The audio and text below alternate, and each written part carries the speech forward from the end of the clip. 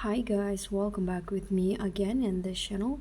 On today's tutorial, I'm going to show you how you can find offline content on video on YouTube Kids. So if you want to find the video that you've downloaded on the YouTube Kids apps, you can just follow my steps here. So I'm going to show you how you can download first. For example, I'm going to download this video. You can just click on the video that you want. Let's just go back.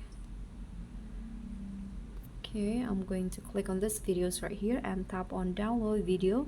So after you download the video, where to find it? So you can actually just click on this icons at the top, the suitcase icon, or you can also just swipe it like this and you'll find the downloaded videos.